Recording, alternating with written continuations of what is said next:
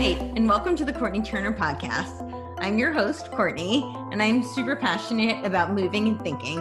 On this show, we are going to dive into all things health, fitness, personal development, lifestyle, and political, sociocultural. I've always been fascinated by people, and I love learning from the experiences and stories of others. This has been a treat for me, and I hope this is enjoyable and useful for you.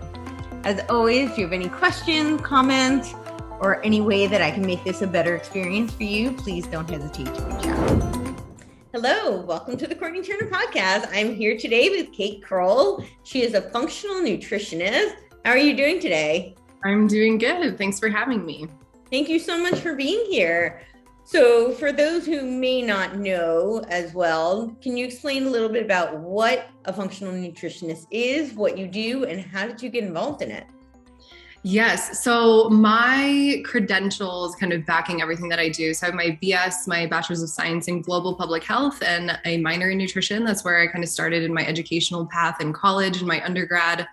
Had some experiences internationally working in the global health field. I went to Bangladesh when I was 20 by myself for a summer and worked at an international research hospital and worked in a nutrition rehabilitation unit with women and children. And it really just instilled my passion for nutrition as a prevention and, a healing tool for essentially any ailment that we're dealing with. So that kind of shot me down this path of being super interested in a more, holistic approach to nutrition. I had also been dealing with my own health issues, digestion problems, diagnosis of gastritis and polyps and IBS and anxiety. And I had panic attacks growing up. And so there was a lot of things that the conventional, medical route, unfortunately, just didn't fill those gaps for me. So while I was going through my own personal journey, I was kind of having these realizations in my educational journey and realized that I wanted to kind of split off outside of this more traditional route of, public health and like the RD nutrition route and wanted to do something different. So I spent the last 2 years of college really digging into different programs and was interested in just about everything. I reached out and chatted with people that were in acupuncturists, Chinese medicine doctors, chiropractors, naturopathic doctors. I worked with a woman who had a holistic center that was kind of in conjunction with a chiropractic office.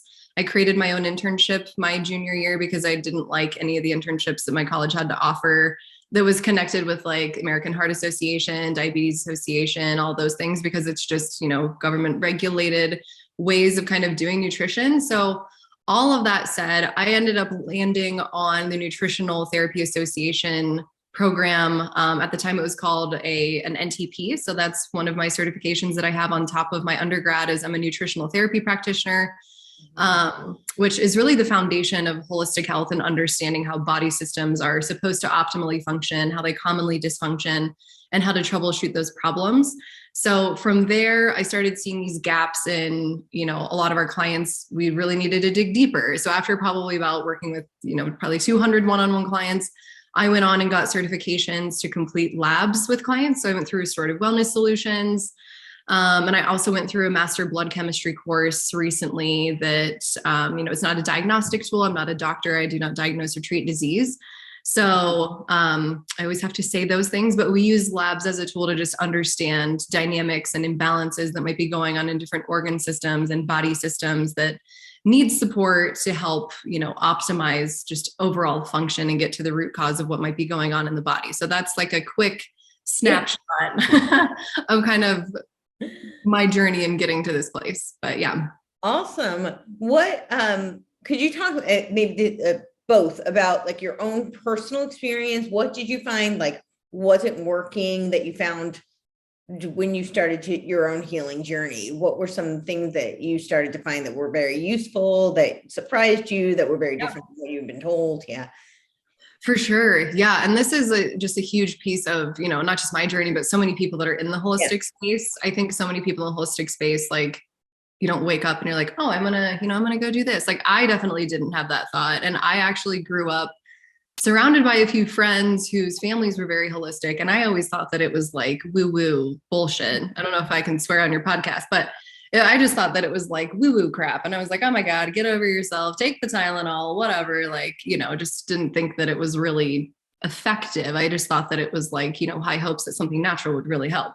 Until for me personally, I started having panic attacks when I was 12, seemingly out of nowhere. Now that I know what I know, like it was not random. I was living in a moldy home. I was doing gymnastics 25 hours a week as like a 12, 13, 14-year-old, like very competitive gymnast. It was level 8, level 9 when I kind of stopped doing gymnastics. So, I mean, my nervous system was just completely overburdened at the time, but hindsight 2020. So I started having panic attacks, anxiety, had digestive issues that were really kicking up before the anxiety really started. So I had just constant diarrhea, constant bloating, constant gas, couldn't trust my stomach. Ended up coming to a tipping point when I was 20 in college. And I was like, this is ridiculous. Like I need something more than just some Pepto-Bismol and over-the-counter stuff. So I went to a gastroenterologist and had an upper GI endoscopy done and was diagnosed with gastritis, which is essentially just inflammation of the stomach lining. I was told that I had too much stomach acid. I was given antacids. I did have a few polyps that were lining my esophagus that they took out, biopsied. They were benign. And I remember even like sitting in that small office coming out of like that temporary anesthesia they give you for these procedures, and the doctor being like, you just have IBS, your gut is irritable, you're anxious, you need to go on, SSRIs, you need to take all this stuff. And I just remember sitting there like head spinning, like, okay, well, I had digestive issues before I got anxious, and telling me that my gut is irritable. Like, I already know that, but why is it irritable? And there was no, like, all these expectations that I had of like, I'm going to get answers. I'm going to have some sense of direction. I'm going to understand my body better. I got none of those things. And I was kind of just starting to get into the nutrition field. I was taking a few undergraduate courses in nutrition as my minor. And that's when I just like all of my wheels started turning. And so at the time, didn't know what to do. I took these antacids for 3 months and it made all of my digestive issues astronomically worse. Wow. And that's when I was like, something is like seriously wrong. I need to kind of figure out, how is my body supposed to function? What's the deal with this? And I thought that I was going to learn those things from this doctor, and then I didn't. And I thought I was going to learn these things from my undergraduate degree in nutrition, and I didn't. And I remember thinking through that whole time, like, where the hell do people even learn this information? Like, how can I even just learn how my digestive system is supposed to function? How is it dysfunctioning? And what am I supposed to do about it? And so that's really what was like my jumping off point and going down the rabbit hole of my own journey. So through this whole, rabbit hole of things, growing up, I know I mentioned I did gymnastics for, 12 to 13 years, but then I also started pole vaulting when I was in high school, and I got diagnosed with scoliosis. They found it late. They didn't find it till I was like 16, 17. So because of that, I started going to a chiropractor. So during this time, kind of connecting the dots here on those like two different pieces of the story, I, when I was like 20 in college, found out about all this gastritis, all this stuff, taking meds, couldn't figure it out, had all these questions. I reached out to my chiropractor, whose wife did nutrition at their clinic, and went back home, met with her, and we sat down and just chatted for a couple hours. And she had some of the answers that I was looking for and pointed me towards food, pointed me towards more of an ancestral, whole foods, properly prepared, nutrient dense based diet, and a handful of healing supplements, gut supports, and gave me a bunch of resources of like, hey, if you want to learn more, here's some books you can read, here's some podcasts you can listen to. And I would say probably within 3 months, I had this massive 180. It was like the first really big, just leap and bound towards like, my digestive issues were a ton better. My sleep was getting better. My energy was better. I could trust my stomach a little bit more. I was starting to kind of really start to understand all of these things. So it wasn't like, oh my God, 3 months and everything's perfect, but it was 3 months and oh my God, I've made all this progress and I've never felt this before. So that was really the beginning for me in getting into like, oh my gosh, like maybe holistic health is not a load of crap, and maybe there's something to, understanding the physiology of the body and how it's supposed to function, and it wants to heal. The body knows how to heal, and we just need to create the environment for it to do that. Sure. When you're working with your clients, like what are some of obviously everybody's so unique and individual, but do you see some common threads? Are there things that are, plaguing a lot of people. And yeah. Yeah, I would say, I mean, I think pretty much everybody has digestive issues in some way or another, whether it's interfering with your day-to-day life, your emotions, your relationships, your quality of life, or you're just like, oh my gosh, every couple months I get super bloated and have diarrhea, or I'm constipated all the time, or whatever. And so I see this manifestation of digestive issues with essentially everyone. And the other thing that's kind of hand in hand with that is blood sugar dysregulation. And I think a lot of people, when they hear blood sugar dysregulation, they immediately think of like insulin resistance and diabetes and, all of those markers. But blood sugar is one of the foundational aspects of our health that, runs our circadian rhythm and our sleep patterns and our hormones and our endocrine system and even our bowel movements sometimes. And there's this massive interconnectedness with every single system in the body. But I would say the root of a lot of challenges that we see with our clients in terms of, body systems that are really stressed out and degraded is a lot of the organ systems involved in digestion and a lot of the organ systems involved in blood sugar regulation, which there's a ton of nuance within those umbrellas. But generally speaking, those are like just the biggest issues that we see at the root. So, right. So when you say, yes, that is kind of where most people's head goes, right? Diabetes or metabolic syndrome, what are some of the other blood sugar issues that could be affecting somebody?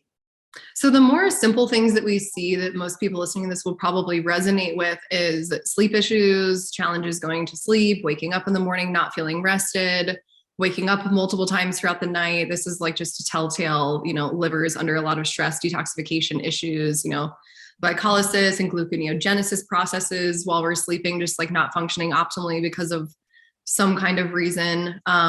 We usually see this rooted in some sort of toxicity or like, again, blood sugar dysregulation, which we can talk about here in a little bit. But we also just see a lot of fatigue for women, cycle issues, breast tenderness, cramping, irritability, PMS symptoms, or very irregular cycles. We see that.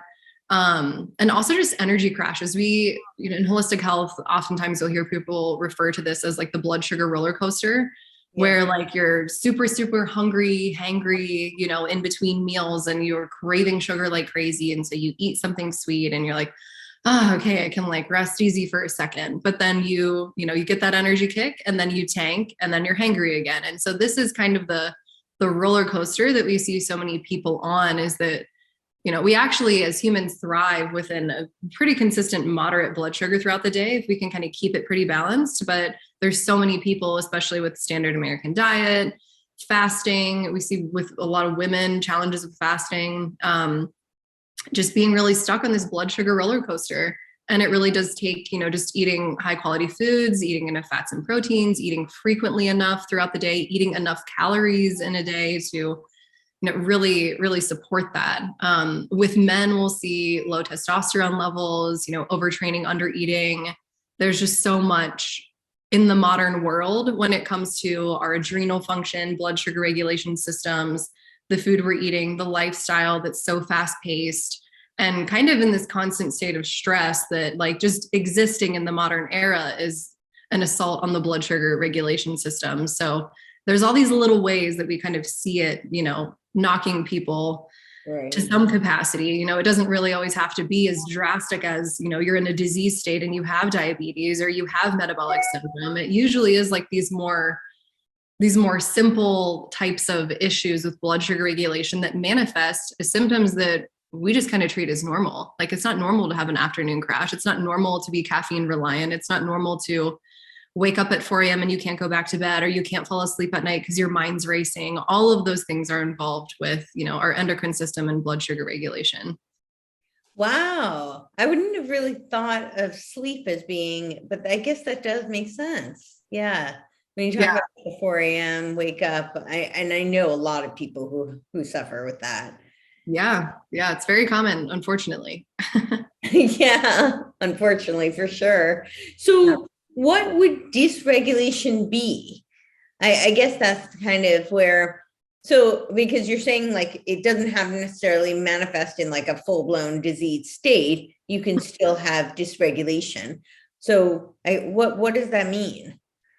Yeah. So, I mean, dysregulation of any kind is essentially just something that's not properly regulated or functioning optimally. So when we see this, in our practice, oftentimes, we look at fasting blood sugar levels.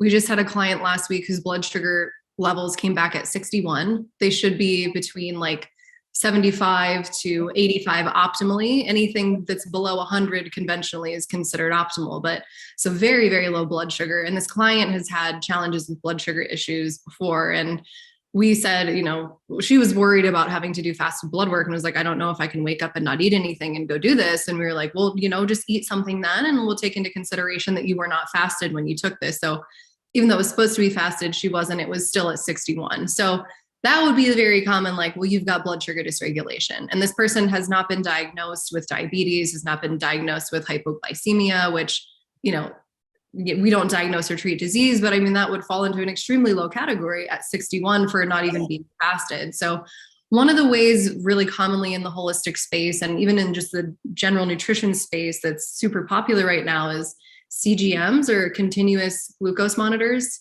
Which are like those little round things you pop on the back of your arm that will just continually check your glucose over time, which was something very commonly used for diabetes, patients, people dealing with diabetes, to kind of track, when do I need my insulin? When do I need this? Like, where are we at? Get the baseline.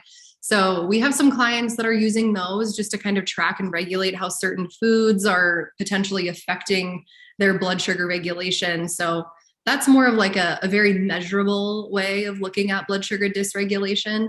Sure. But again, everything I mentioned before, like if we're having this consistent 2 to 4 a.m. wake up and it's happening all the time, right, that's one thing that I immediately in my mind is like, we need to support the liver, whether it's some sort of toxicity to digestion related issue, or it is dealing with blood sugar dysregulation and maybe we're not eating enough.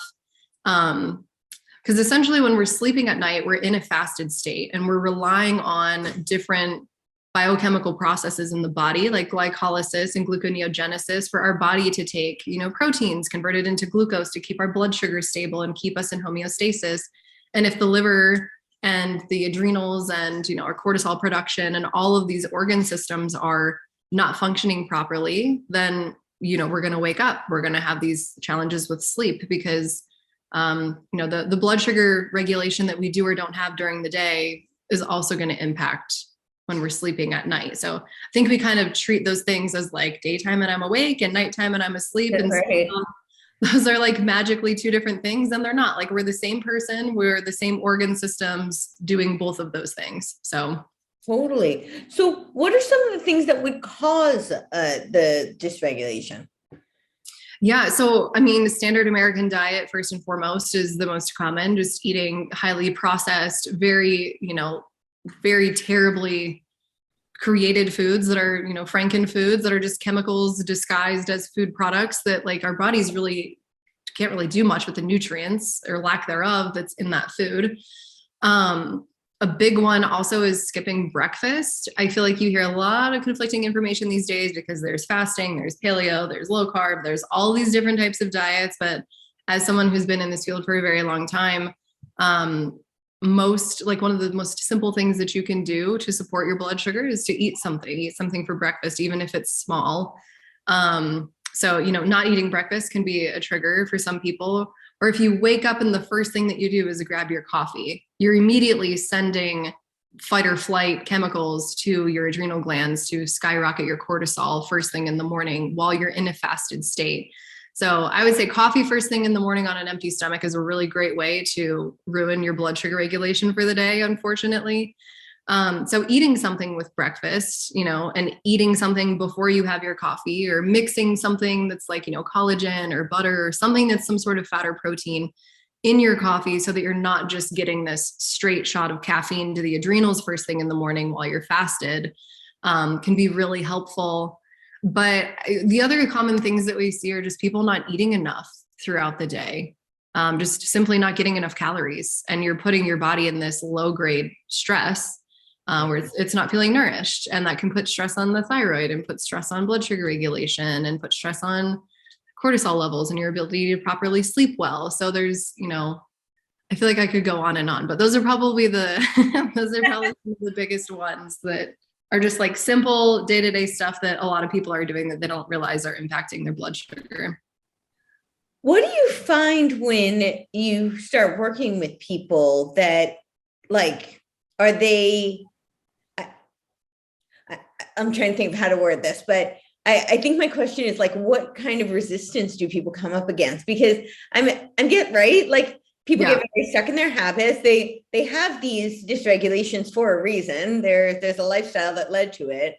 And they're so conditioned, in this day and age over, a century worth of the medical industry telling you fall into certain categories and you need certain medications to handle everything. So people typically don't look at their lifestyle, and they don't think that could be a factor. And then to be told that it is like, well, that's going to require some time. It's going to require some habit changes, some work, some discomfort, right? So I'm curious what that process is like working with people.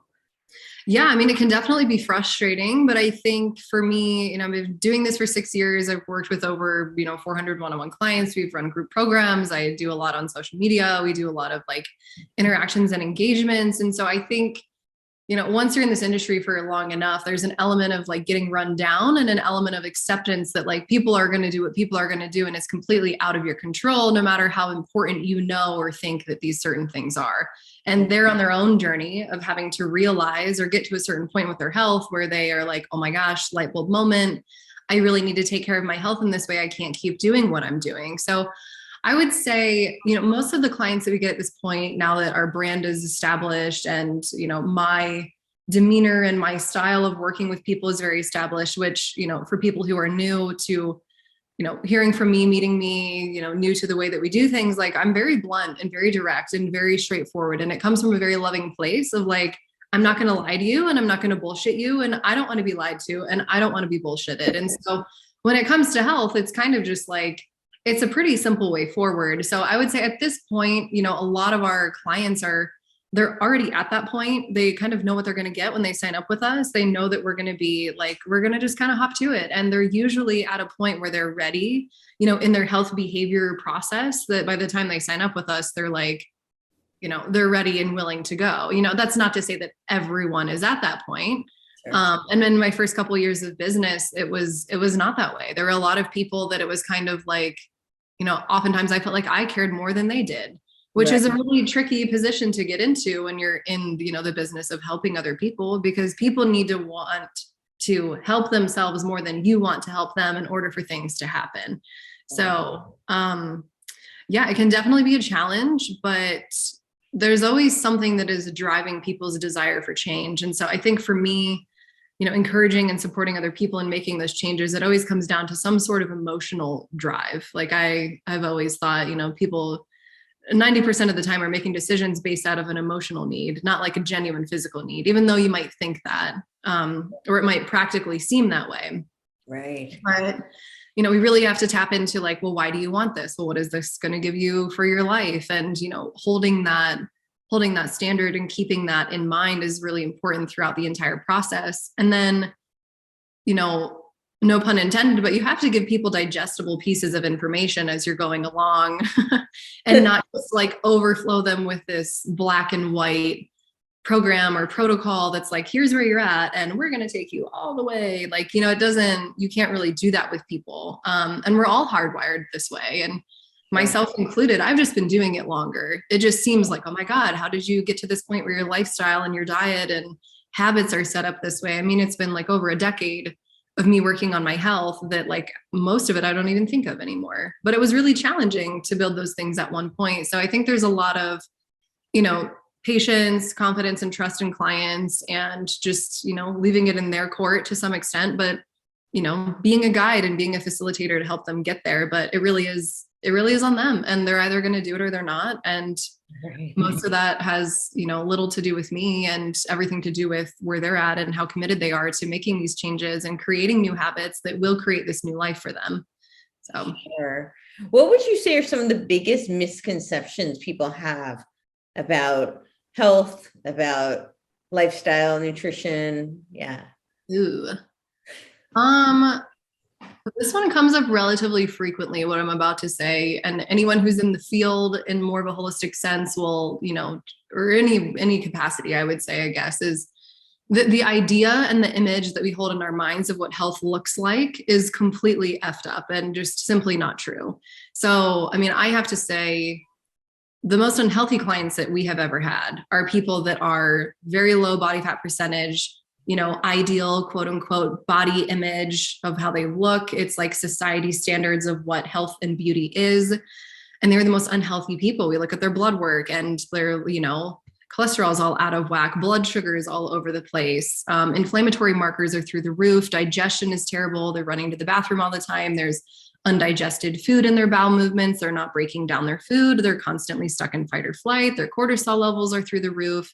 So there's a lot of, elements of what like the modern, healthy person really looks like. And I just think it's completely off par when it comes to like, how are you feeling? How are you sleeping? How's your appetite? How are your relationships? How's your nervousness? How's your demeanor? Like, are you feeling good? Do you have energy to go work out? Do you have energy to take care of your kids? Do you have a libido? Are you happy, healthy, and horny? Like, I mean, all of those things, like as funny as they sound, are very important little notations of like, are you just surviving and you look great according to society standards, or are you thriving and you're happy and you feel good and you're enjoying your life and your hormones are good and you have a period cycle and your testosterone is in normal ranges. So I think we've kind of been deceived in the modern world, I think, of what healthy looks like and what health actually is and what it feels like and what it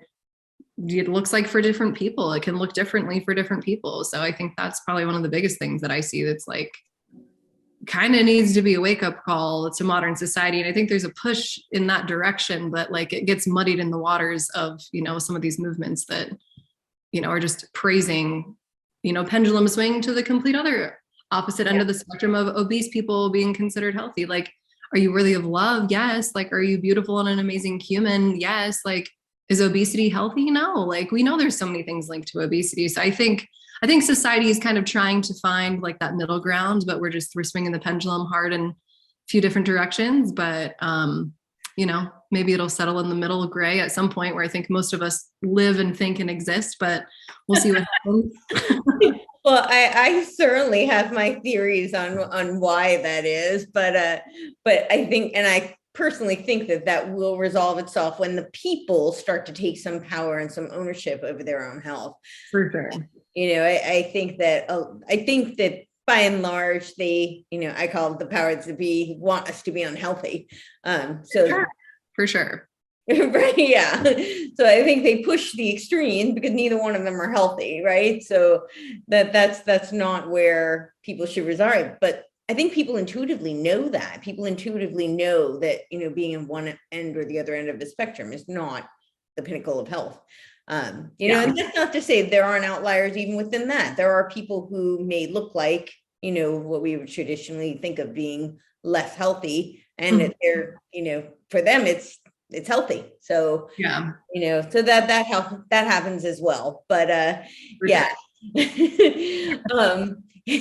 what are some guidelines that you give to people who are, I think when people are starting their own health journey, it's very overwhelming to them. I know some, like personally, I see this in people who are actually close to me, very intelligent people who I'm shocked by just have zero concept of, I think we're bombarded with so many messages. There's all these fads and, there's the government regulations that usually are like the complete opposite of what you should actually do.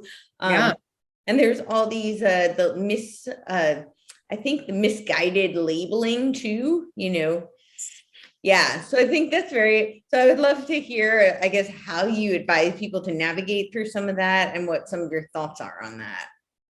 Yeah. I mean, to keep it blunt, like just don't be stupid,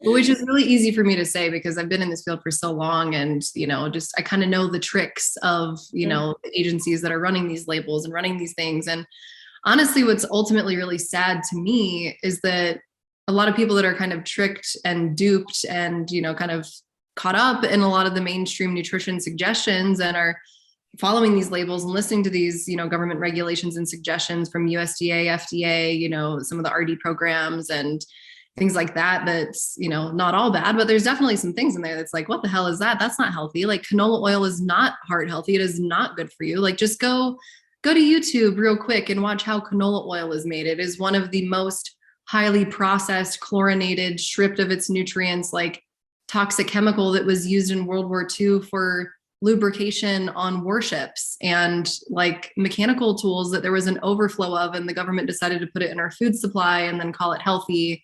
It is not healthy. So there's, that's one example. There's so many examples of that. And like I was saying, the thing that's really sad to me is that most of these people are like, they're really trying. They're really going out of their way to read labels. Well, this says that it's healthy. Well, this says that it's good for me. Well, this says that it's, going to be good for my family. And the reality is most people don't have the time and don't want to dig into and don't want to look at the research, or maybe just aren't interested in, jumping into the nutrition field to learn these things. So they're just saying, I'm going to trust the person who's been doing this, who has the degree, who says all of these things, trust the expert, and I'm going to let them make the choice because I don't have the time to dig into all this myself. So, it ultimately to me is a sad situation, because I find that the people who are really wrapped up in this stuff, they're not doing it because they're stupid. They're not doing it because they want to be unhealthy, or they saw the research and then chose to do the toxic, unhealthy thing. Like they're trying to do the right thing, and they just have no idea that it's actually a very unhealthy way of living and a very unhealthy way of eating food. So, guidelines, I would say, like, there's so many loopholes in the food system.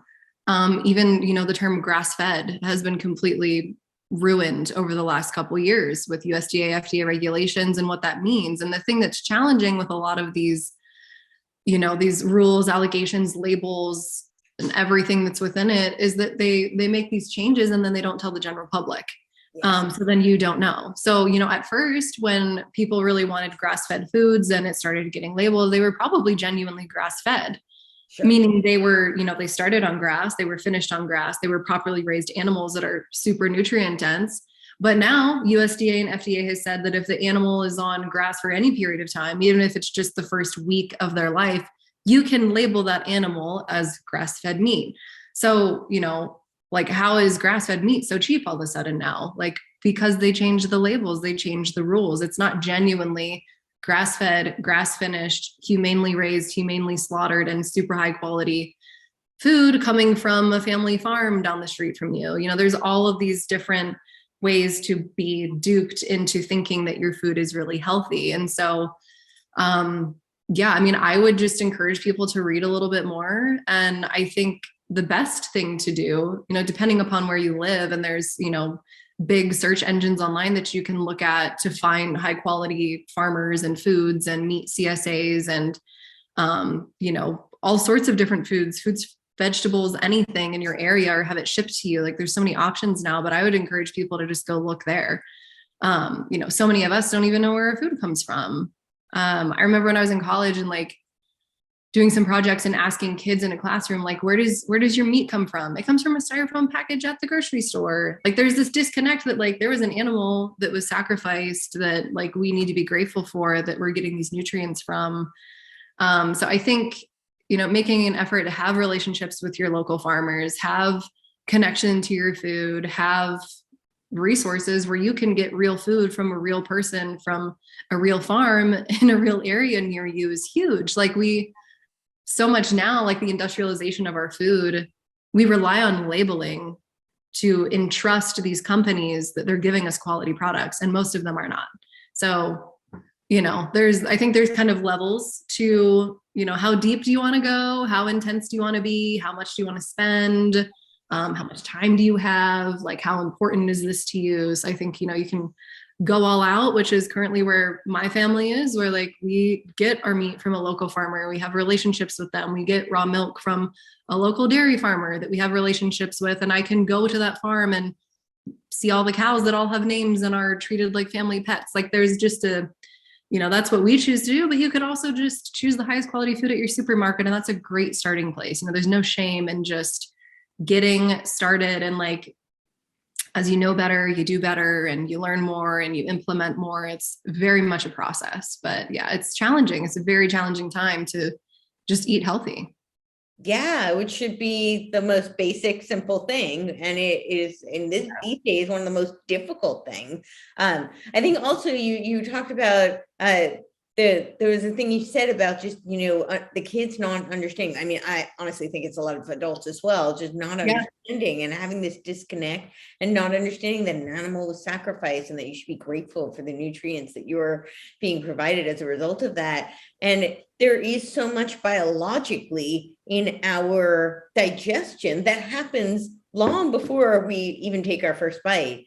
And so much of that has been lost by the industrialization of food. But I think a lot of that could be at least a starting place to recapture that would be to have the understanding and have the mindset to appreciate, what it takes for that to arrive on your plate, or in the package. And 100%. And I mean, talking about digestion starts in the brain. Digestion optimally should happen, and we should be eating and thinking about food and all these things when we're in a rest and digest or a parasympathetic nervous system state. And in that rest and digest, calm, relaxed nervous system state, the brain can optimally signal to digestive organs like, hey, we're hungry, we're about to eat. And the brain can tell the liver, gallbladder, pancreas, stomach to start creating hydrochloric acid or your stomach acid to start breaking down proteins, and your common bile duct to release bile to start emulsifying and breaking down fats. And there's all of these biological processes that are so important that, like, the older I get and the more that I look at like how my grandparents, did life and were raised and ate food and said grace before meals, and you can loop it into whatever religion or whatever belief system you want, but taking a moment to sit and think and be present with your food and be grateful and take a moment to think about what's about to happen. Be grateful for where it came from. Be grateful for the people that brought it to you. Be grateful that you have food to nourish yourself. Like, I think it's usually more of a religious connotation, but the reality is like, it's kind of a hardwired physiological, I would say a need to do that if you want to be digesting and absorbing your nutrients optimally, is to make that connection.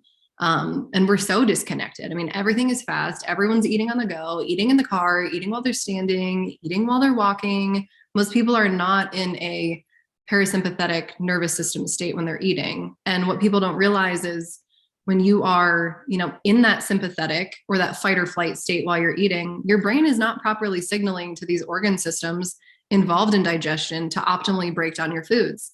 And since digestion starts in the brain, and digestion is a north to south process as well, meaning if there's dysfunction from the start, it can wreak havoc throughout the whole system. Or if it's optimal from the start, it can be supportive throughout the whole system.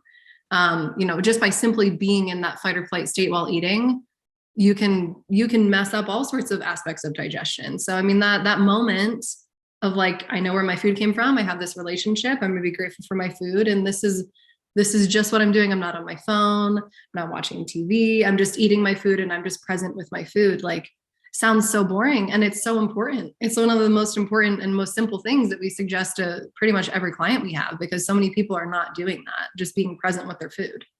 Yeah, no, that it's so true. And I feel like it's progressively getting worse and worse. Yeah, for sure. It's kind of a crazy time. That's like one of the things in the world that like stresses me out the most, is I just feel like we're in this, heavy swing away from like how we're just created, religion aside. Like we're hardwired. We're like less than 1% different than cavemen. Like we are hardwired for a much slower environment, for being out in the sunshine, for being out in the world and communicating with people, and, not on technology all day and not running around all day and not thinking about 50 million things all day. Like there's a lot in the modern world that we're just simply not hardwired for. So, if you want to be healthy in the modern era, you really do have to swim upstream. And I think there's a lot of people that are just not willing to do that, not willing to take the time to do that unless something big happens with their health and they're forced to. So just kind of depends. Right. Yeah, right. So in some cases that can be a blessing in disguise when they have those. I mean, I always think of like your health markers are a lot of times like an alarm signal. And sometimes it starts off with like a slow kind of, subtle ringing, and then it gets louder and louder. It's like, pay attention, pay attention. We're telling you we need help. Yeah, absolutely. So, yeah. What are your thoughts about, you talked about like the modern world and how we're so disconnected from it.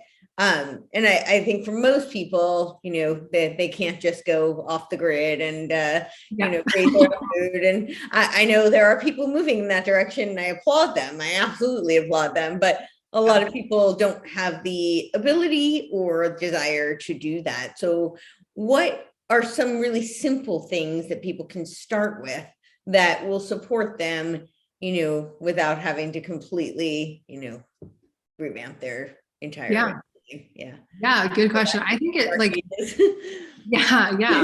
And I think wherever you live, just to make this as general and like supportive for anyone listening as much as I possibly can, getting outside in the sun, especially first thing in the morning, like before you look at the blue light on your phone, go get outside into the daylight, even if it's cloudy, even if it's raining or it's snowing. Like the sun doesn't need to be blaring. It doesn't need to be, blue skies, but you need to get your eyes exposed to natural sunlight, no matter what the sunlight looks that day. That is massively important for circadian rhythm, for cortisol production, for sleep, for blood sugar regulation, all the things we talked about before. And we're just primarily hardwired to, our biphasic cycle of sleep time and awake time is regulated by the sun, by our circadian rhythm. So being in the sun and getting exposure to sun is massive. And, preferably without any eye, sunglasses or anything blocking the eyes from seeing the sunlight and the UV light coming from the sun. That is what trips the photons in your eyes to trigger the whole body to say, hey, there's the sunlight, I see it, and here's what we're going to do with it. And we're going to trigger production of vitamin D synthesis. And, there's all of these things going on in the body that we can get into the complex nuances of, but they're actually very simple. Sunlight is not a bad thing for you. And if you are burning easily in the sunlight, it's usually because you're eating too many seed oils and canola oil, and you don't have enough healthy fats and fat soluble vitamins in your diet. So your body can't properly synthesize the sunlight, and you'll burn very easily. So random little side note, but yeah, I mean, I know how I actually heard that seed oils can stay in the body for up to 2 years. They're so incredibly inflammatory and toxic, but I did not realize that they could interrupt your vitamin D synthesis. Yeah, there's a lot. I mean, they really deplete and affect absorption of fatty acids and high quality fat soluble nutrients like vitamin A. So our vitamins A, D, E, and K, those are all of our fat soluble vitamins, meaning that those nutrients need fat in order to be properly digested, absorbed, and assimilated throughout the body and properly utilized. We need those cofactors. We need fat with those nutrients for them to function properly. So if we're eating, these rancid, terrible fats that are actually chemicals, and we're not eating enough of fat soluble vitamins and high quality sources, it can affect our skin. Our skin is the largest organ on our body. And, there's so many other cascades of challenges that come from this industrialized way of living. But aside from sunlight, simple things that everyone can do, I think sunlight's just the easiest. Go outside. It's just so simple. Breathing fresh air. So many of us are locked in our homes all day. So many of these homes too, from a construction standpoint, are like hermetically sealed. There's no flow. There's no airflow. It's all stagnant air. And it's actually, the air in our homes are way more unhealthy than the air outside, even if you're living in a highly populated area. So get outside, get in the sun, breathe some fresh air. I think that's massively important. The other thing I think is being barefoot outside, getting grounded. I feel like that's one of the most woo things that people probably, think of, but it's so important to connect with the ions that are naturally found in the earth and to be barefoot. If you think about how much we have shoes on outside in the grass or anywhere we go, they're usually rubber soled shoes. So you're not getting any of the, the ions and the groundedness and that connection to the earth and just feeling grounded as a person. So I think that's another super important thing. Hydration and mineral balance is another simple one. Trying to drink the, highest quality of water that you can. Tap water is loaded with an unbelievable amount of terrible ingredients, even if you have quote unquote good water. So you can check out mytapscore.com and see everything that is in your local water, and you'll be very surprised to see the levels of chlorination or metals or toxins or, sometimes there's even radiation in your water. Exactly. Yeah. And I mean, radioactive elements, that's another, geez, I mean, I feel like I could go off on a million tangents with all of these things, but radioactive elements are a really big, underlying root cause that we see with some of our clients as well, with just challenging health issues. But yeah, I think, proper hydration. My rule of thumb with clients is to drink take your body weight, divide it by 2. And that's baseline of ounces you should be drinking in a day. So if you weigh 200 pounds, you should be drinking at least 100 ounces of water each day to stay hydrated. And then, drinking water itself doesn't just hydrate you. You need a balance of electrolytes or sodium, potassium, magnesium, trace minerals. So making sure that you have minerals in your water. And a simple way to do this is to just take a pinch of mineral salt. So not the white ionized table salt, that again, another thing in our food supply that has been stripped of nutrients, vilified. Like, salt's very good for you. Every single cell in your body requires sodium for sodium potassium pumps to stay hydrated. So making sure that you're consuming high quality salt is extremely important. And that can be the source where you get your minerals. So one thing that we suggest for clients, if they don't want to spend money on some expensive mineral supplement, is just buy, a nutrient dense salt, a mineral salt like Himalaya pink salt, or I personally really love, and it's what we always have in our house, is Redmond's real salt. It comes from a salt mine in Utah, but it has 75 plus trace minerals in it. So you're getting salt in its most natural form with all of the other mineral cofactors. So you can just take a pinch of that salt, put it in your water. It'll help you actually absorb and hydrate that water on a cellular level. So one of the biggest complaints that I get from people is, I increase my water and I'm running to the bathroom all the time. And 9 times out of 10, it's not a hydration issue in terms of water. It's usually a mineral balance issue, an electrolyte issue, where you actually don't have enough minerals to hold that water within your cells and actually hydrate you on a cellular level. So, yeah, I'm a saltaholic and I love Redmond's, and people make so much fun of me because I put salt on everything. And I certainly need it. I mean, I drink a lot of water too, but it's huge. The balance is really important. And especially for anybody who's active, like the amount of salt that you lose is, a lot. Yeah. So for sure. And these stressed out states too. I mean, people that have any type of adrenal dysfunction or cortisol dysregulation, the adrenals need plenty of vitamin C, sodium, and potassium to function optimally. So if you're fatigued and you're feeling like crap, some high quality, not ascorbic acid, but a whole food vitamin C. You can even just Google whole food vitamin C and you'll find a bunch of, natural supplements that likely have those synergistic elements, and salt and potassium. So those are huge for energy. So, the vilification of salt is just beyond me. If anyone's interested in learning more about that, just look up the real history of salt and the ionization of salt. The history of so many of these things that we are still doing come from the weirdest industrialization. I guess we could say inventions that we just put into the food supply that we actually don't need anymore. And it's making people sick. It's kind of crazy. Yeah. I'd love to go down some of those rabbit holes, but I want to back up a bit to the radiation. Because there's actually a really interesting timeline correlation between quote unquote pandemics and industrialization and increase of radiation during those time periods. Interesting. Yeah. Yeah. So I'm curious what you've seen with radiation and your clients. Yeah. Yeah. It really is. Gosh, there's just so many different elements to it. I will say anyone that we work with that has a history of cancer and has gone through radiation, we get these healing blocks with people. So, there's not really any good way to test on a lab test for radiation at this point that I'm personally aware of, but we do use some binders from a company that's called Cellcore Biosciences, an unbelievable company that has a binder that specifically binds to radioactive elements. And there's so many people that are dealing with radioactive elements stuck in the body that are really just blocking their ability to properly function. So, whether people want to realize it or not, we are very much energetic beings. We are impacted by these electromagnetic fields and radiation and all of these things on so many different levels. And I think, I don't know everything about this stuff, and I don't know that anyone really does, but the element of the the quantum field of the human body that we can't see is massive. And the implications of all of these different elements and, 5G and frequencies and all this different stuff that is just impacting us constantly has a massive impact on our health, whether we're really aware of it or not. And so, I've heard a handful of people, and this might sound completely wacko to some people that, maybe haven't looked into this stuff, but the connection between the onset of 5G and then, COVID and like all of these things, like they came out and admitted it, that they have admitted it at this point. Yeah.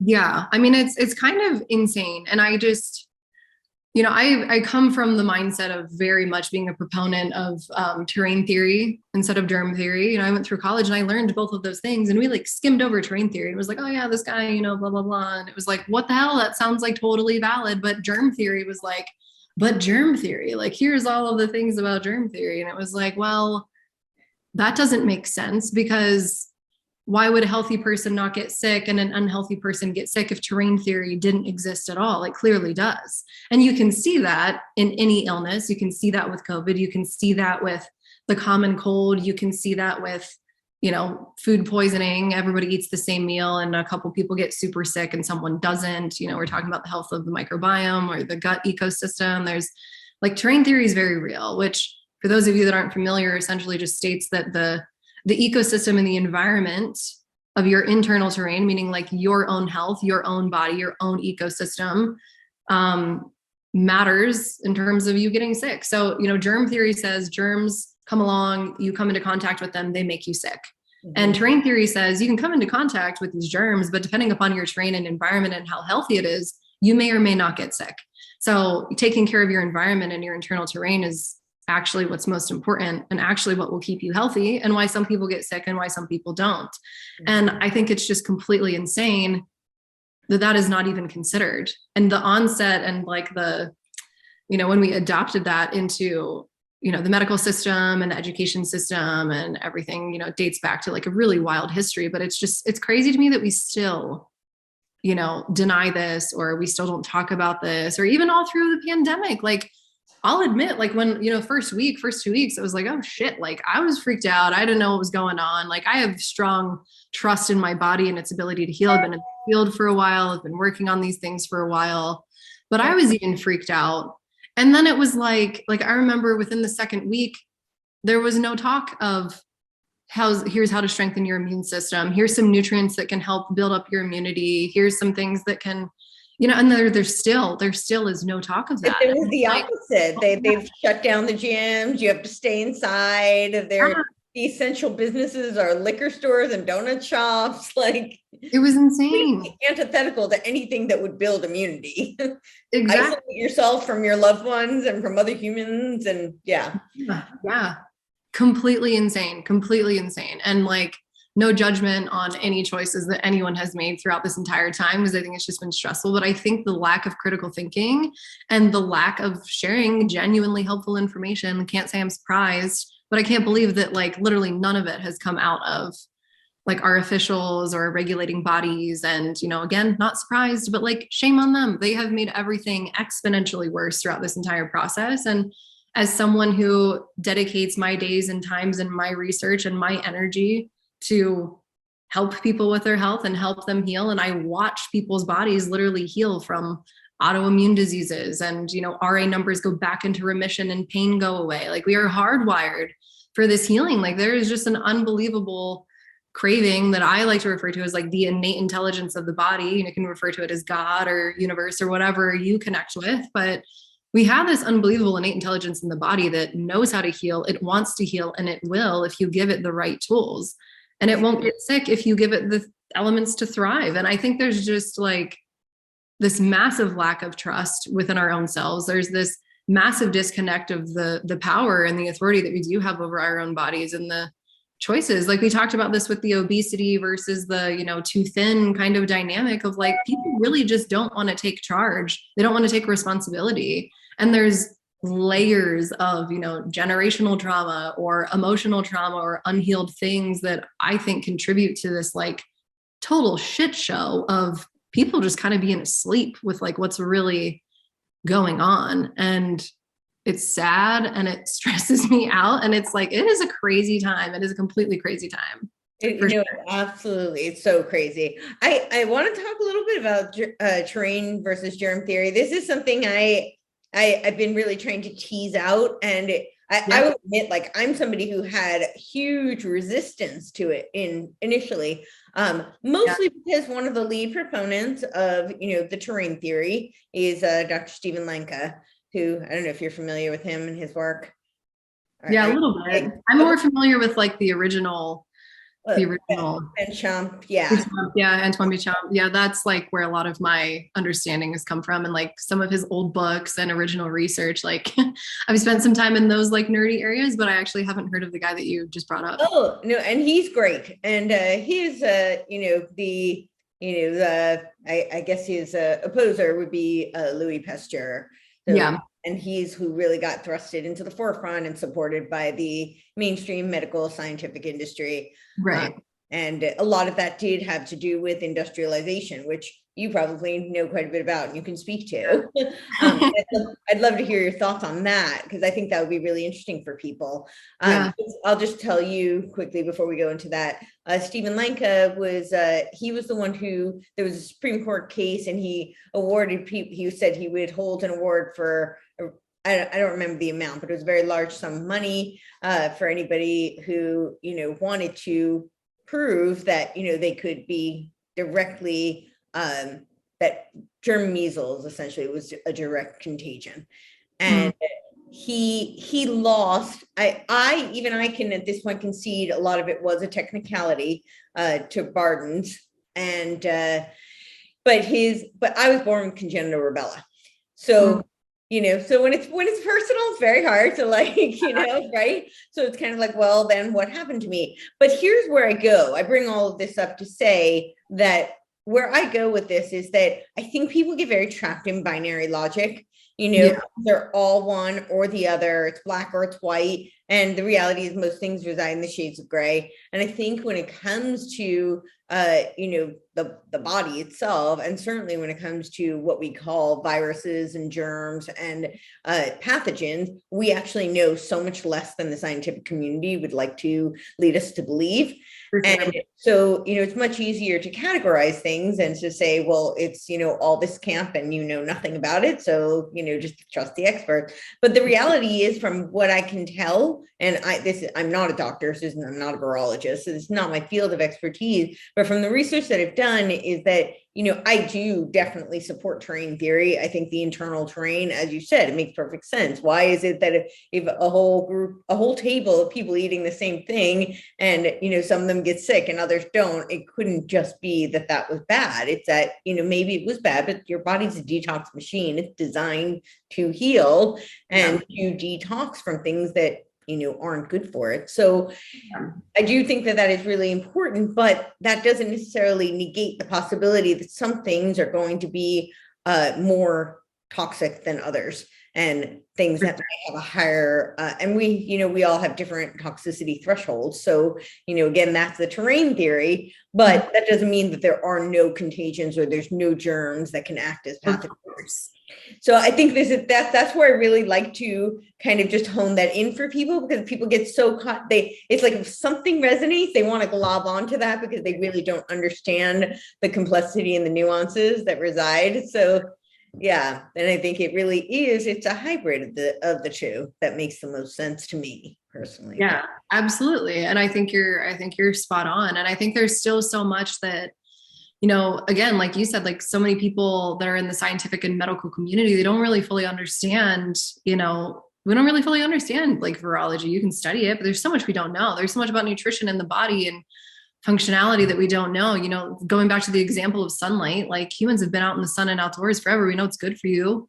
And now we're kind of at a point in humanity, we're like, well, why? Well, why is it good for you? Well, we know that sunlight, synthesizes vitamin D through hormones and cofactors in the skin and in the body. And we know that when people have low levels of vitamin D, they're at higher risk of inflammation and they're at, all these other things. But sunlight does so much more than just vitamin D. It's almost like the natural environment and our God-given instincts are not stupid. They're not wrong. There's a meaning for them. And just because we can't write all the little tiny little bits of why on a piece of paper to prove like, and I know it, and this is why. Like sometimes there's like a primal knowing that is so much more powerful that we already know before we can scientifically prove something. So I think there's that element that's kind of mixed into like, you know, terrain theory versus germ theory, where it's like logic and critical thinking would say it is not germs alone that cause disease. Like germs are connected and correlated with illness, and can they be passed in certain situations and circumstances? For sure.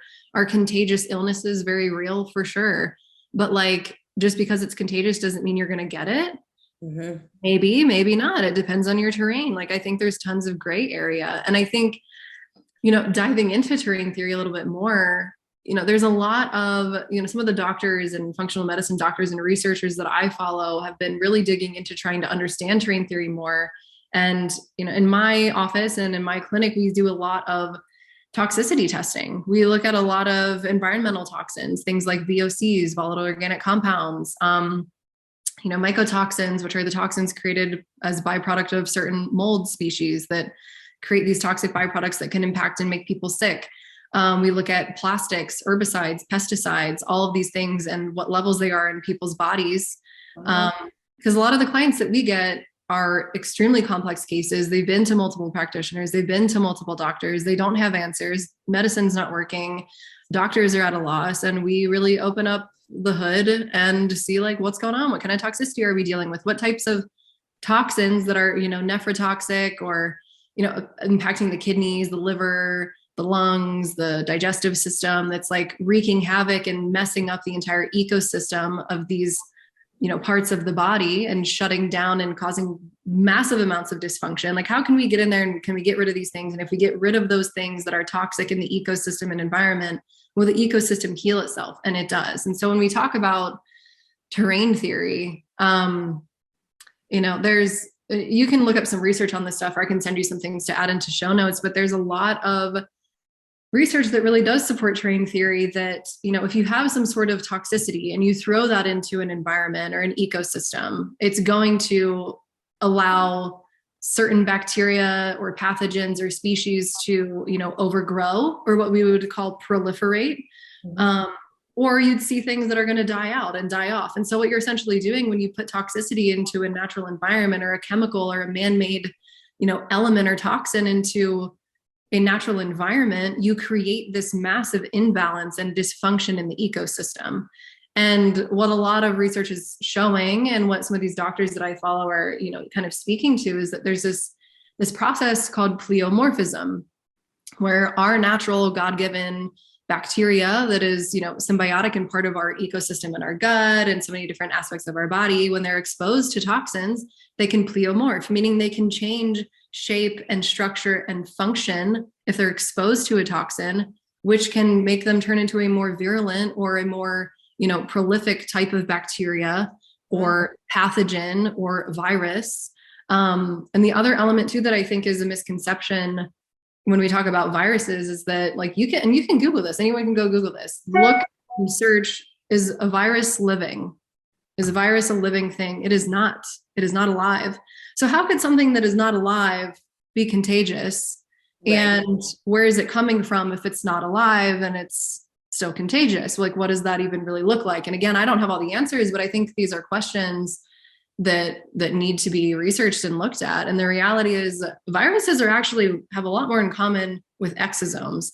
So exosomes are something that our cells will, you know, if they're exposed to some sort of toxicity, chemical pathogen, they will kind of kick out this exosome, which is like an extracellular vesicle that has DNA material in it that our cells can pass from cell to cell to say like, hey, this was in the cell and here's what we think we should do with it. And it can spread. It's actually mRNA material. It's a messenger RNA that instructs other cells what to do. Yeah. Exactly. Yeah. So we've got this genetic material that's, you know, communicating. So I think there's, you know, that in and of itself, that like we call viruses, we call, you know, exosomes, but they're actually kind of the same thing. And maybe they potentially come from a very similar process of toxin exposure, cell to cell communication.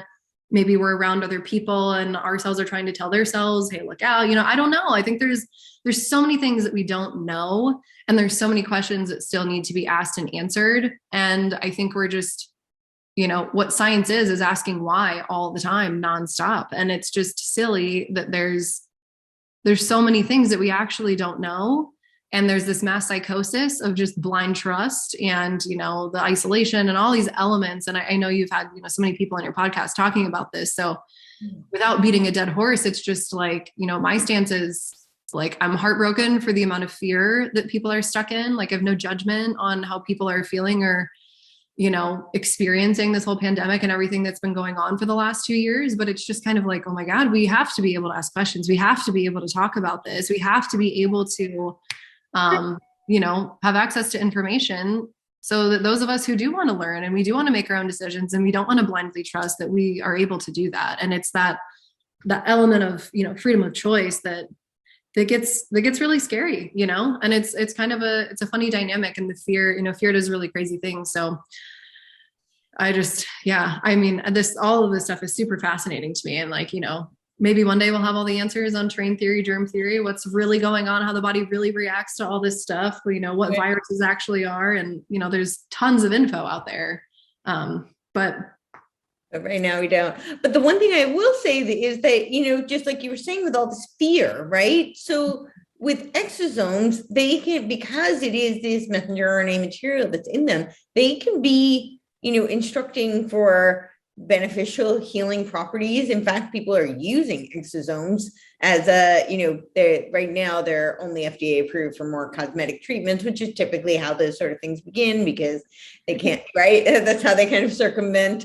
But they're being used for like wound healing, for, all sorts of really remarkable things. So that same thing, anything that's really powerful can be used for good or for, the antithesis of that, So I think that, but to combat some of the fear, I think people need to understand that, most of our bodies are viral material. That doesn't mean it's always bad, right? It can be doing, in fact, it helps us to build immunity, to upgrade our entire, ecosystem within the body. So, but we're being programmed to think that whatever it is, it's bad and we should be afraid of it. For sure. That creates a whole, a feedback system. It's a feedback loop, from the brain to the body. That's, not so good, at all. No. Yeah. I mean, it's an interesting time. And one thing that you mentioned, being born with rubella and, questioning those things, there's also an element of generational toxicity that's passed on. I think a lot of people aren't aware of those things too, that like, you mentioned we all have different toxicity thresholds. And a lot of that comes from the fact that we all just have a different toxicity bucket. Like if I, hold this glass up, maybe you were born with toxicity that was really high because of whatever reason, or your mother, your grandmother exposures that they had, and environmental toxins or heavy metals passed down in vitro. Like there's so many different things. And maybe somebody else was, less. And then, we manifest things differently. So, you look at just the amount of toxicity that has been just polluted into generation after generation, and, the infertility that we're seeing more consistently and all these other things. It's like, and the only reason why I have such a strong opinion about this stuff is that this is what we do in my office. This is what we do with our clients. This is what I see every day is we run these toxin panels. They're through the roof. People have, doctors that can't figure out why they have this autoimmunity, why they have this liver dysfunction, why they have this, why they have that.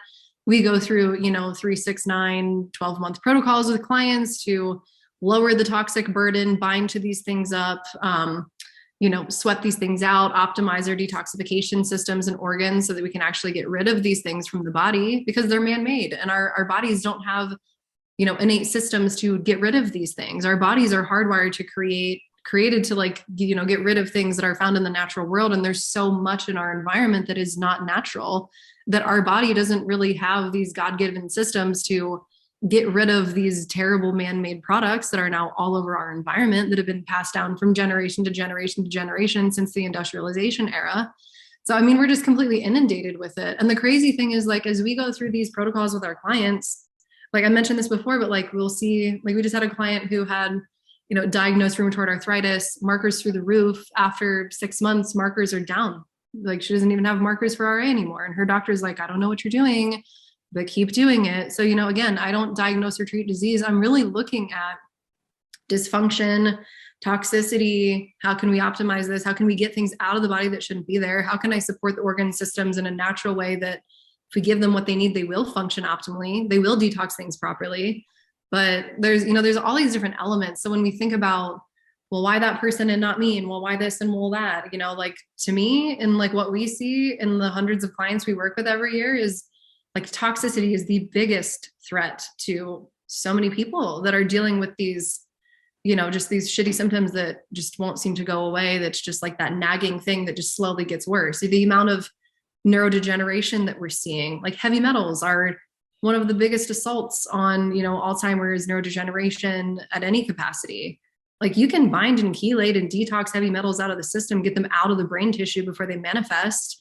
And there's like these early markers that, we start to see the clients of like brain fog and like, I can't really remember what I did yesterday. And like, I'm busy. I'm thinking about too many things. And, there's all these little things. And I just recently saw that Alzheimer's is supposed to be the leading cause of death by 2030, which is, I just can't even wrap my mind around that. So, I mean, there's an insane amount of like, we have to be able to start asking these questions about how is the things we're putting in our bodies, on our bodies, in our environment, which end up in our bodies and end up in the food sources and in the foods that we eat. Like we're low key, slowly destroying ourselves, in my opinion, without being too morbid and like negative, but like we got to make some changes. We got to make some big changes. And it's, some things are out of our control and, we're all going to die at some point. Like, right. All we want to do is survive, but like, we're all inevitably going to pass at some point, but like, we want to thrive while we're here, and it's just like, we've got to,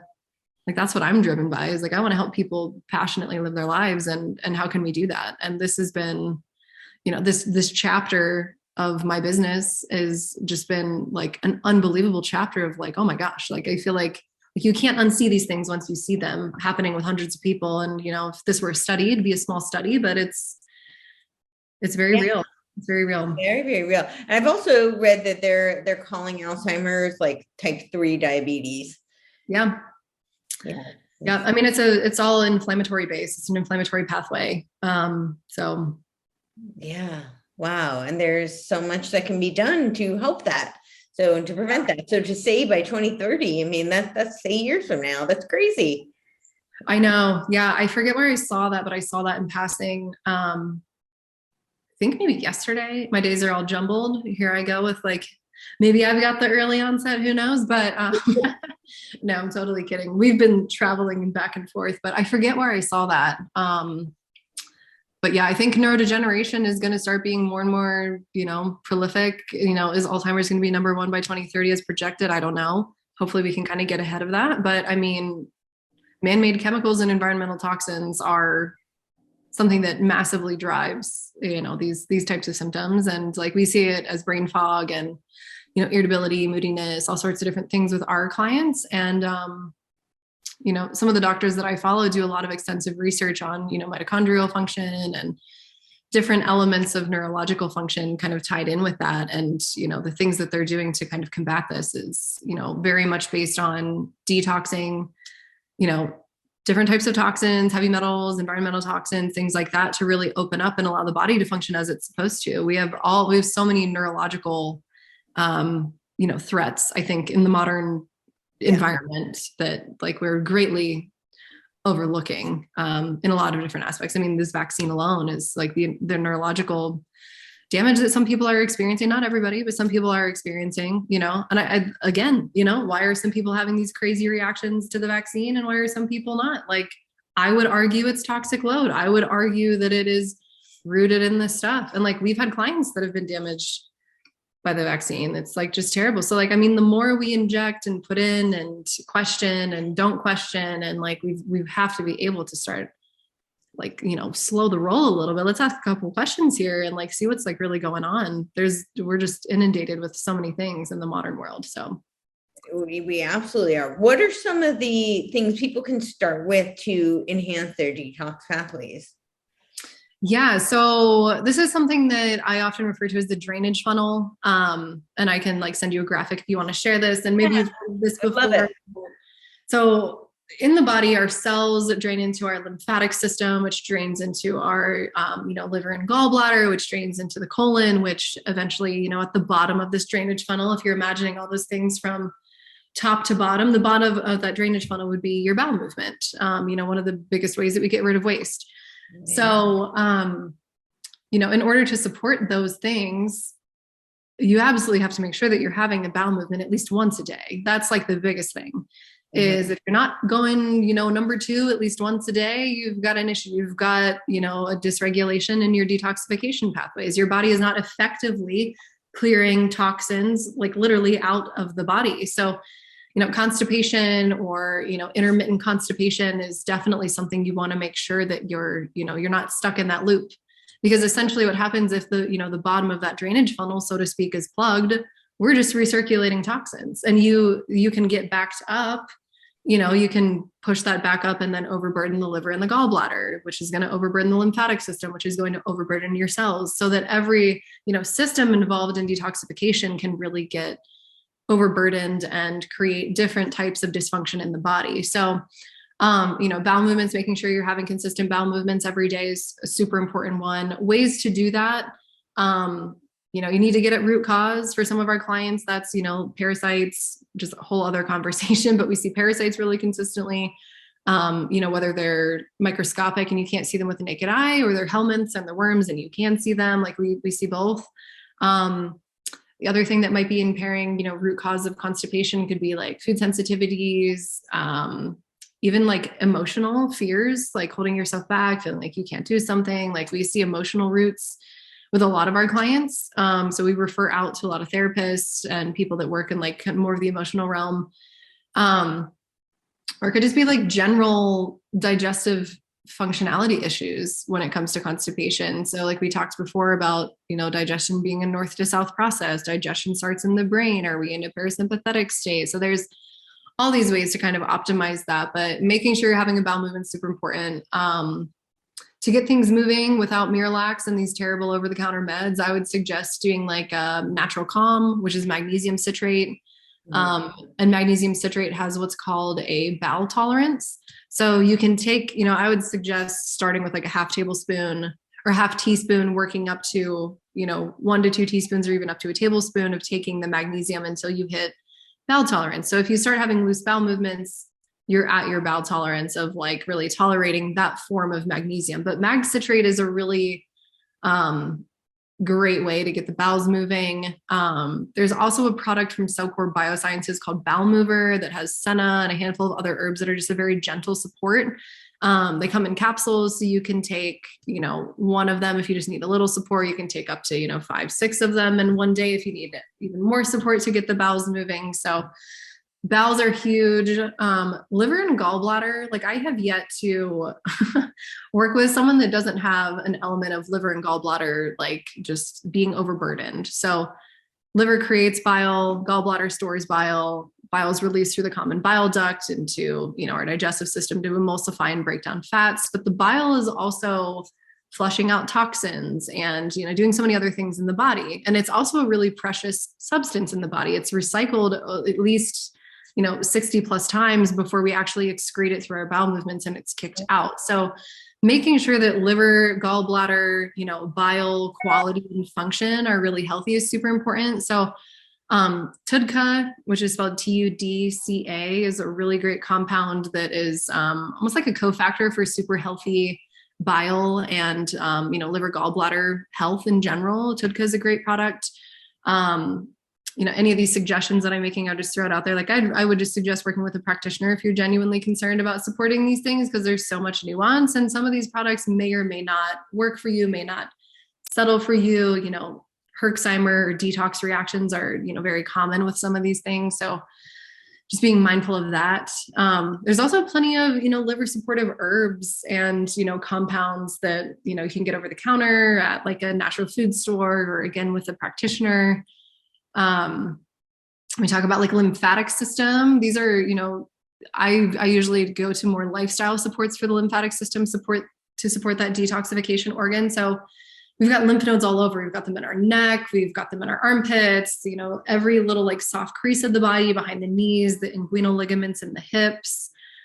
the elbows. So movement is super important for the lymphatic system. So going on walks, going on runs. A lot of people will do rebounding, which you just kind of jump up and down on a small trampoline, dry brushing, even just like a massage, anything to really get the lymphatic system moving can be supportive in the drainage process. And then, working our way up, we've gone through, colon, bowel movement, liver, gallbladder, we're hitting lymphatic system. So at the top cells, I'll, say this one and then we can move on, but supporting your mitochondrial function and mitochondrial energy is super important. So again, Cellcore, I'm going to shout these guys out. There's a product called Mito ATP from them. That's an unbelievable humic fulvic acid mineral support that is extremely nourishing and a great cofactor for cellular energy and cellular detoxification. So anything that you can do to support mitochondria on a cellular level will also support cellular detoxification and energy too. So hopefully there's some like practical tips and tricks. Yeah, no, that's great. Massive conundrum of things. Yeah, no, it's great because I think a lot of people have no idea what it looks like, where to begin. And yes, of course, I recommend, working with a practitioner, but I think people sometimes just need to know what they can do on their own to get started and feel like they're doing something before they take that deep dive in to go, work with someone. Sure. So I think it's good for people to hear. Well, since I am about like people, part of why I like to talk about health is so that people can take some ownership back, because I think the powers that be want us to return to a feudalistic state. And I'm really trying to do everything possible to empower people not to do that. So you've created your own business and, been really solvent. So, and you advise people in this as well? Are you talking? Yeah. So it's been like an interesting journey. So at this point in my business, we kind of have like 3 branches. One of them we're like really doing a lot of work on right now at this point, but we do a lot of one-on-one work with clients. So you can sign on, work with us one-on-one. We also have group programs that we're launching soon. We had group programs that we launched before and we've kind of taken them all off and we're revamping and just making them better and more helpful and more supportive. And like, we've just gotten a lot of feedback. So we're just kind of revamping and changing all that and then relaunching here in the next month. And then the other arm of my business that I actually haven't spent a lot of time talking about, so this is somewhat new that I'll just share here on your podcast, but we are going to be doing a lot of business mentorship and building out, almost like we'll have programs and then like a consulting arm of helping other wellness professionals, building and scaling a successful nutrition business so that we can, get more people in this world and in this field, helping and supporting others, whether you're, a naturopathic doctor, or you're just, a nutritionist, or you're, you just want to do some health coaching or whatever your business model is in the wellness space that you can grow and scale and, help more people, hire people if you want to. And, I've gone through that whole process myself. So I think there's a lot of, these quote unquote coaches, I'll put it in quotations, because I think there's a lot of people who sell courses, sell programs of like, here's how to build your 6-figure business, but like they never actually built their own 6-figure business in that field. Like I see a lot of people who, teach people, I'll teach you through an online course, how to build your online course to like make your money, to do your thing. And to me, it's kind of like this weird MLM, but a lot of these people that are running those things made their money off of teaching you how to make your money. And they didn't actually make their money in that field, grinding it out and actually doing the work. So where I come from is like, I do have a multiple 6-figure nutrition business. I've been doing this for 6 years. I have gone through burnout. I'm done with this, F this, like hire people, fire people, scaling, like all of the different things, which systems, which platforms, which client facing software works, which one doesn't. So, I'd like to think I'm pretty well seasoned and beat up in the short amount of time. 6 years feels like a long time, but it's a short amount of time in the grand scheme of things. But I have learned a lot and I have really like put my ass on the line to to get to where I'm at. And I'm very grateful. And, the journey's been very challenging, but like we are planning on giving back and helping other people kind of navigate the shit show of what it is to start your own business, because it's a lot. It is a lot. For sure. It's a lot. It is a lot. And I think it's definitely not for everyone. And I think that's probably like one of when people are taking an honest look at themselves, a lot of people like the idea of being an entrepreneur, and they don't have that mindset. It's not their personality, and vice versa. Some people, really like the idea of going to work for somebody else, and they think it's going to be super secure, and they kind of have a lot of delusions about what it actually means, and it's really not for them at all. So but I think it's important for people to be empowered to understand how it is they can build for themselves, and ultimately that helps others, because if I know a lot of people have a lot of schadenfreude, and there's lots of competition, but the reality is the more people who are successful, then that lifts everybody else up. So for sure. Yeah, for sure. I mean, like, that's one thing that, this year I've hired 2 people. Well, last year we hired 2 people. This year we're probably going to hire, a handful more. And, one thing that when I first started my business, it was just me, my husband and I saved up $15,000. We moved 2,000 miles from the East Coast to Colorado. And we had all these plans, and we thought he was going to get all these jobs. We thought that the job offers that he had in the DC area were going to be the same in Denver, which was total just us being naive. And he got none of them, or got lowballed $30,000 a year. And we're like, we can't live in Denver for $30,000 a year. $1,000 a year. Like, there's no way. So he ended up painting houses for $10 an hour, got an internship at B Corp, Benefit Corporation. It's a nonprofit, for $15 an hour as like an MBA grad, first in his class, student athlete. So we just got a really nice slap in the face dose of reality when we moved out here. And, we really had the option to say, oh no, woe is me, like, we're victims, this really sucks. Or it was like, well, we better freaking figure this out and make it work, or we're going to be living in our parents' basements and moving back to the East Coast somewhere, which in our minds was not an option. And so when we moved out, I had every intention of starting my business, and I didn't know how, but I grew up in an entrepreneurial household. My dad's very much self-made, was raised by a single mother with 2 other brothers. And, I growing up, watched him work really hard, watched him come home, be with the family, just really lay it out. And so I think growing up in that had a massive influence on me, which I'm extremely grateful for. But, again, not everyone's hardwired that way. Not everybody would be like, yep, I'm going to take this massive leap into the universe and hopefully it works. And if it doesn't, I'll figure it out. I don't know that everybody has that tenacity, that persistence, that, trust in themselves, and, the ability to have fear and say, screw it, I'm going to do it anyway. I get that question all the time of how did you do it? How did you learn so much? How do you know so much? How did you, how were you not scared? How did you build your business? And the reality was I'm not special in any magical way. I have no superpowers. I was terrified, and I was a wreck for the first couple of years that we were here. But I knew that it would be worth it, and I trusted myself to figure it out. And I had my husband who was in it with me, and we could rely on one another and support one another, even though we had nothing and we were burning through our savings faster than we ever thought possible. And it required a lot of not going out and not having a ton of fun when we were, 24, and we got married young, and we're kind of an anomaly and kind of a little bit backwards than I feel what modern society is these days. But now we're doing things that I'm kind of just yep, we worked really hard to get here. So it makes it worth it. And I think one of the most important things in taking charge of what you're doing is to just get started, to just go do it. It literally is just that. It's just do it. Just start somewhere. I remember one thing that my dad told me when I think it was the night before I went to college. We stayed up late and had this deep chat. And one of the things that he told me was, life doesn't ever make sense moving forward. You can't anticipate, you can't connect dots moving forward. You can't say, I'm going to do this, and then I'm going to do this, and then, and then I'm going to choose to do that. Because life doesn't work that way. Right. Life only makes sense when you're looking backwards, and you can say, I'm so glad I worked hard because that led me to this, which led me to this. And you can only connect the dots looking backwards. So, that's always been an important thing to me.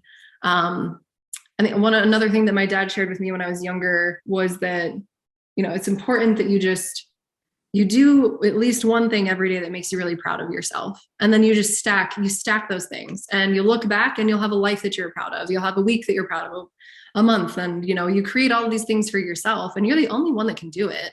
And I think that that sobering realization that like no one's saving me. I can't like, rely on somebody else to create the life that I want for me. I can't rely on somebody else for my happiness or my success or whatever that is. And, I'm married, like we do these things together, but like my happiness is my responsibility, and like we lean on each other. But like, there's also this need to, really get after it for yourself and prove yourself to yourself and learn that self-trust and learn what you're capable of and learn the power that you have. So I think there's, we all have that. And it really comes down to a choice. Like, circumstances for you might be different. Opportunities might be different. Privilege or lack of privilege might be different. But I do think we all, at the root of just our humanness, like we all have this ability to create. We all have the ability to have an idea and put it into action, and then it's tangible and it's real. We all have the ability to work hard, be resourceful, ask for help,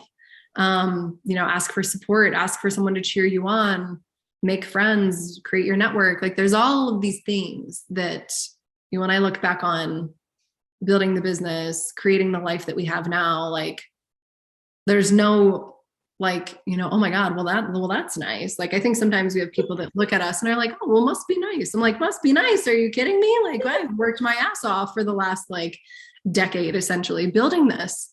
Like this didn't just happen to me, maybe some opportunities came my way, but I took advantage of those opportunities and I leaned into them and I made them work. So I think there's this, again, in the modern era, there's this like the haves, the have-nots, like the people that got handed it and those that didn't. Like, I'm very privileged. I'm a white female. Like my dad helped put me through college, but he was raised by a single mother. He's self-made. Like I look at these lineations and batons passed, and it's like he took advantage of situations. He taught me how to take advantage of situations. And I think it's all relative to what our own experience is, but like I do think we all have a choice with what we're given to, like, what are you going to do with it? Like it's not your fault maybe for some of the things that you've been handed or what your experience is, but it's your responsibility to do something with that, no matter where you're at. So, fault and responsibility are two completely different things. And like, I think we all have a choice in what we're going to do in terms of taking action towards something. So for sure. So well said. And I will say, in terms of privilege, this is just my belief, but I think, we're all blessed with gifts. We all have our gifts. We all have our challenges. It's one of the guarantees in life is that we're going to have challenges and we will die. That's like, those are inescapable. Yeah. But I truly believe everybody has gifts, and it's incumbent upon us to harness those gifts, to hone those gifts, and to share them so that we can be contributing members of society. But these gifts are relative. I think that we live in this age where people point to certain things and say that those are privileges, and really privilege is very relative, because how do you know that privilege wasn't outweighed by some really, really immense challenge that person had to overcome? You look at somebody and you see their privilege. Maybe that's because you have no idea what challenges they were dealt. So I think it's all relative, and nobody escapes challenges in this life. That's just, and there's a saying, and regardless whether, of what your religious perspective is or is not, I think it's a very, you can extrapolate it any way you want, but I think it's a very profound saying, and it is biblical, that God gives you what you can handle, and he doesn't give you more than what you can handle. And so I think we're all wired differently. We all have our different strengths and weaknesses. And so, but what's thrown our way is what we can handle. And, it's our responsibility to do something with it, to, as you said, take advantage of those opportunities and the privileges that we're blessed with, and to, figure out how we can overcome those obstacles and the challenges. They told my mom the best she could hope for me was to find a nice institution for me to spend my life. So, things are often, what seems impossible is not so. There's usually things are way more possible than we see in the immediate future. So for sure. And I've always viewed challenges as like, they're not there to stop you. It's not a brick wall to like, put you in the ground. It's usually there to teach you something. It's usually there to be overcome, and for you to stand on top of that and say, I freaking did this and I overcame this shit. And like, now look what I just did. And now I can go on and I can teach myself other things. I think the element of like I'm sure a lot of people have heard of learned helplessness, where like, if you come up against something and you fail, and you come up against something and you fail, you kind of teach yourself that you are incapable of overcoming things. You have this learned helplessness that like, you're helpless, you can't help yourself and no one can help you. But the opposite is actually true when it comes to psychology, that there's learned resilience. You can learn to become resilient and overcome things just as easily as you can learn helplessness. So I think it does, like for me, gosh, in my own journey, I mean, with panic attacks, anxiety, all of that stuff, like I ran from it every time. And in 2020, 2 weeks before the pandemic hit, I decided to shut my business down. I was completely burnt out. I had $20,000 contracts with affiliate partnerships and an agent that I worked with in New York City that I had just signed, that I pulled out of because I was burnt out and I was like at my wit's end. I didn't know it, but we were living in a house that was full of mold. My whole nervous system was wrecked. And I was just like perpetually stuck in having a panic attack. Like, instead of like, oh, if I'm on an airplane, I'm really anxious and I'm afraid I'm going to panic. It was like that feeling all the time and there was no escaping it. And I was really forced to just be with it. And for the first time in my life, like before I found out that it was mold and before I found out it was all these other things, I really went through this period of time of like, I don't really want to be alive anymore. Like, I kind of can't handle this anymore. I never had like, and now I'm going to go take my life. Like, I never really wanted that, but I definitely had thoughts of like, well, what the hell is going on? What is this? Where like, I can't take much of this anymore. Like, this is terrible. I felt so uncomfortable in my own body. I didn't want to be in my body. There was no escaping that feeling. There was no getting away from it. Like, I just ultimate of feeling trapped, which was extremely uncomfortable. And like, there was something in that moment that like, I just knew, and I am a Christian. So, I mean, the things that popped up in my mind at that time is like, I hadn't gone to church in forever. I hadn't listened to worship music in forever. And during that time, I would wake up in the middle of the night, freaking out, sweating, panic attack, like, oh my God, I think I need to go to the hospital, and like wake up to my husband and he's like, you're fine. And I would get worship songs stuck in my head. And I knew in that time that there was like something very important shaping and curating the challenges that I was going through, that like, I had to keep going. Like, I made this promise to myself, like, and I remember writing this down. I still have notes on my computer of like, I will not fucking stop working on this until I have figured out what's going on with my liver and my gallbladder and why I'm having panic attacks nonstop. I've had them before, but there's seasons where I don't have them. So why is it constant right now? Like, I had to figure that out. And there felt like this unbelievably massive, important purpose in just being in it and sitting in it. And there were so many other times in my life that like, it came up when I was doing gymnastics as a kid, and then I quit gymnastics. And it came up when I was in college in a D1, track program, and I quit track. And it came up when we moved out to Colorado, and then I ran away from it. And then this time it was like, this is your life. Are you going to sit with it and let it crush you and rebuild yourself from it? Or like, what are you going to do? And I feel like in that moment, I didn't have an option but to go forward and let it break me down and destroy me and turn into something way more beautiful than I could have ever imagined. Is it's completely revamped the way that I work with my clients and the way that I look at my health and the way that I look at my life. And, prior to this whole experience, I had, I would probably say about 20% of our clients that we were working with that I was hitting massive walls with, and I could not figure out why. Like, I was doing everything right. They had, expendable income, all of the supplements, all of the lab tests, all of the things. And like, they were just not getting better, and they were doing all the things. And I was in that same boat. I was in the same boat of like, what is wrong with me? I'm not healing. I've been working on my gut for like 5 years. Like, what the hell? Right. Come to find out, toxicity, mold, all of these other different things that affect genetics and methylation and predisposition to maybe some mental health challenges. But like, I strongly believe a lot of health issues are really rooted in an inflammatory response. And for some people, they're genetically hardwired that inflammation is largely going to impact the physical body or the joints or the digestive system or the brain.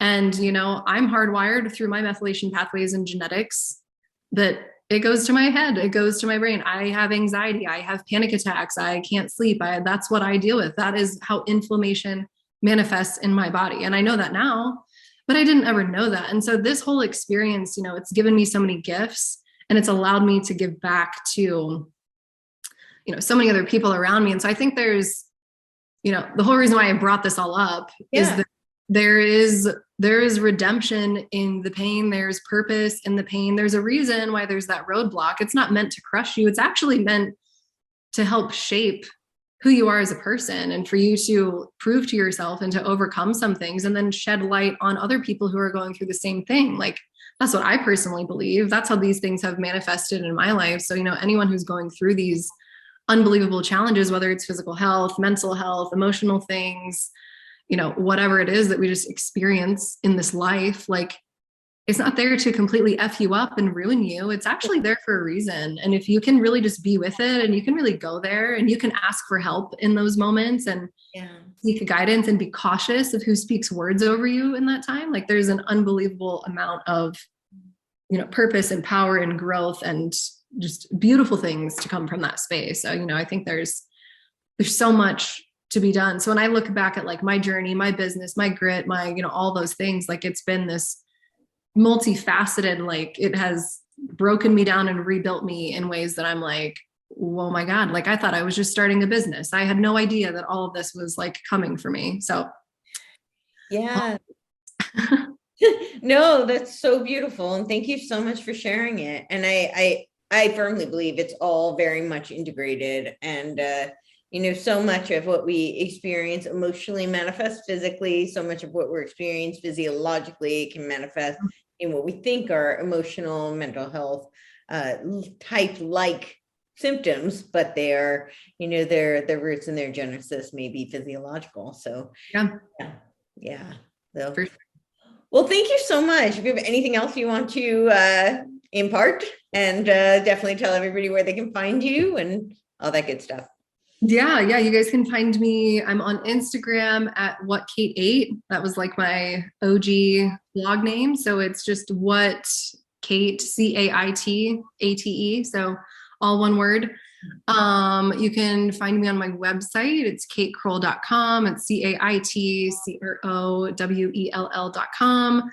And you guys can connect with us there, email us. I've got an amazing team of women that are just like so lovely and so kind and so caring that, like, I'm just so grateful to have on my side while we work through client stuff. Like I mentioned, we've got some root cause gut healing programs coming out. The one that we're launching here in the next month is called Gut Sense. So we're capping it at 40 people. It's going to be like an intimate group of getting to the root cause of your digestive issues. So we're launching that soon. We do have a current wait list for our one-on-one clients. If you're looking for more intensive work, you can find the wait list on our website.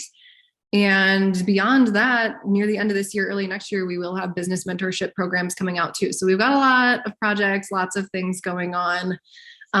But yeah, all good stuff, but that's where you guys can find me. And I don't know that I have any other things to share. I feel like I'm kind of emptied on all the fronts.